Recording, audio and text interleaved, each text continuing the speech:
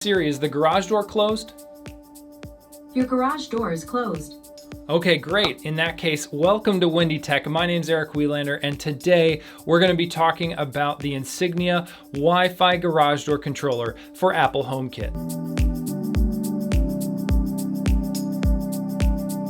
So why would you even want a Wi-Fi garage door controller in the first place that integrates with HomeKit for that matter? Well, one of the really powerful things about Apple HomeKit is the ability to set up scenes. So lights and all kinds of other accessories can coordinate together. So you can have something like a good night scene that makes sure all your lights are off. You can, if you have smart locks, make sure your doors are locked. And then of course with the garage door controller, make sure your garage door is closed. All these different things that you'd otherwise have to check on just automatically happen when you trigger that scene or on a particular time schedule. And of course, you can do the same thing in the morning if you wanted the garage door to open automatically in advance of your morning commute or something like that. As I've been traveling this week a little bit for work, I've found it a lifesaver just to be able to know in the Home app and asking Siri, is my garage door closed? When I left the house, did I forget to close the garage door?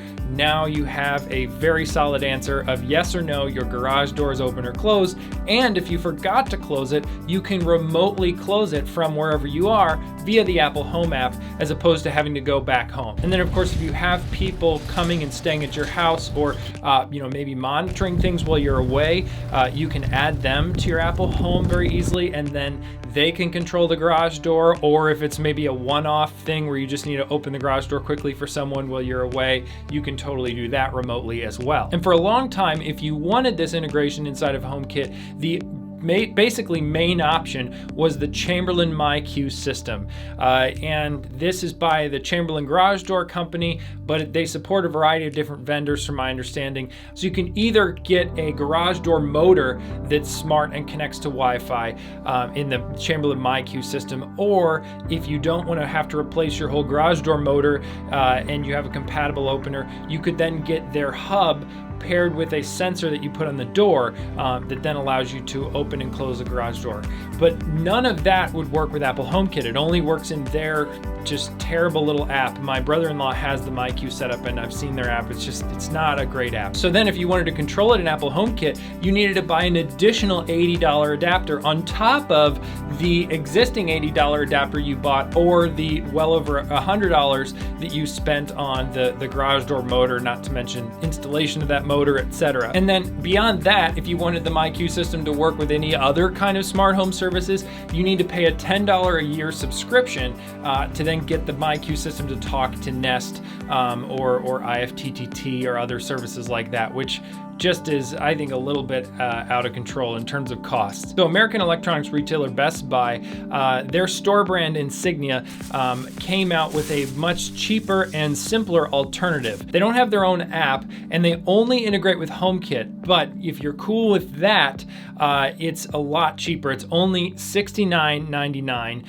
and that's it. It comes with HomeKit support out of the box and uses the same kind of sensor model setup that the MyQ system has, where you have a hub that connects to your garage door motor, and then you have a sensor that you put on your garage door that tells the hub whether your garage door is open or closed. And then in the box with the hub and the sensor, you also get a couple different wire options to then hardwire this hub into your garage door motor.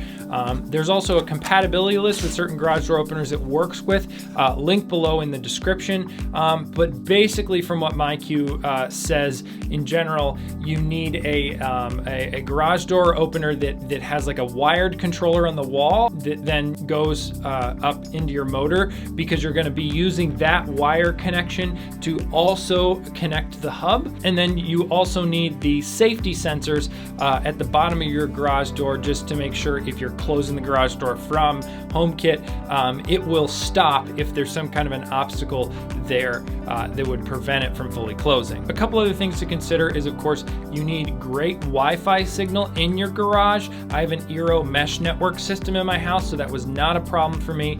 You also need an available electrical outlet right above your garage door. And the other thing is, I'm not entirely sure about the availability of this product right now outside of the US. So if you live in another country and you're able to get it or not able to get it, let us know in the comments below, and that can kind of be a running list. So installation of this was pretty straightforward. I just had to move the cards out of the garage so I could get to the opener, of course, and then unplug your garage door opener. From there, you plug in then your HomeKit hub in a different electrical outlet, and then run the wires from there into the controller slot with the controller wires. You sort of, follow the instructions in the manual and then connect all that up. Then you just need to test your garage door with the old-fashioned opener, with the button on the wall, just to make sure that you didn't break anything with that in hooking this new hub up. Of course, plug in your garage door motor as well before you do that, or you might have a few problems. All right, this is the moment of truth. Let's see if the garage door thing still works. Look at that. So from there, then you need to add the sensor to the door. My sensor and hub were automatically paired out of the box, so I didn't have any issues. There are instructions in the manual though, if for some reason you do need to manually pair those either now or in the future, but I didn't have to do it out of the box, it just worked.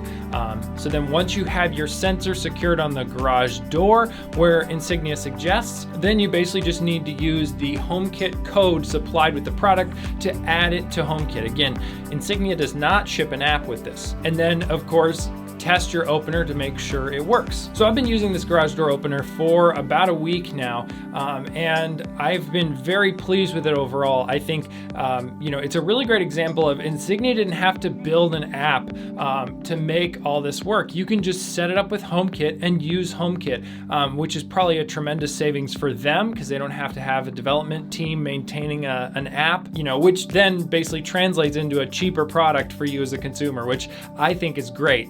One of the downsides though with HomeKit and garage doors, and this is true across the board, I think, if you add a garage door, you then are able to get alerts by default of whether the garage door opens or closes. And that's true for everybody who's on your home in HomeKit. So they need to go into their HomeKit app and turn off alerts or schedule them for particular times of day when they're interested in hearing about the garage door opening or closing.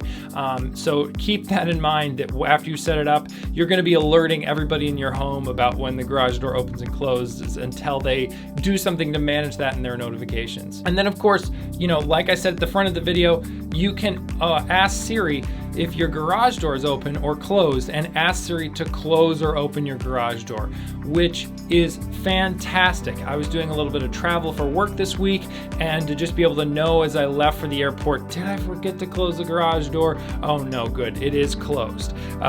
Tremendous peace of mind, and just a really great tool to have there. One of the other things to know about this garage door opener, and I think based on safety regulations, all garage door openers that are automatic and smart, is when you trigger the garage door to close from HomeKit, you'll hear this sort of safety alarm sound play as the garage door is closing, just to make sure that anybody who's in the garage is aware that, hey, the door is closing, step away and make sure everything's clear. It's not as loud as a smoke alarm or anything, but it's definitely loud enough that if you're in the garage or maybe right in front of it with the door open, you're totally gonna hear it. But I don't know, it probably depends on your situation, but I wouldn't worry too much about waking the neighbors with it. You'll just have to try it out and see what works in your conditions. Another thing to keep in mind as well is if you want those remote access features, you need to have what Apple calls a HomeKit hub inside of your home. And that can either be a HomePod, an Apple TV, or an iPad. And then those will sort of stay on and connected in your house. And then you'll be able to remotely access your accessories when you're away. I would totally recommend the Insignia Wi-Fi garage door controller if you're looking for a smart garage door that works with HomeKit. There are only really two cases where I think you might still look at the MyQ system. One is if you have maybe a newer home or garage setup, and so you already have one of the MyQ smart garage door motors installed in your garage. Then just get their HomeKit hub and play into their system, and it'll work fine that way. The only other, if you really want a garage door that can talk to more than just HomeKit. Right now, this Insignia garage door opener only talks to HomeKit, which is fine for me. But if it doesn't work for you, then the MyQ system, which talks to Nest and other smart home services, is definitely your way to go. So let me know down in the comments below if you're interested in this garage door opener, maybe the MyQ, maybe you already have one or the other installed. If you're thinking about getting one, what kinds of questions do you have? Let's start that conversation down in the comments below. Give this video a thumbs up. It really does help the channel and help more people find these videos if you liked it. Also subscribe to this channel if you aren't already. Thanks again so much for watching, and I'll see you in the next one.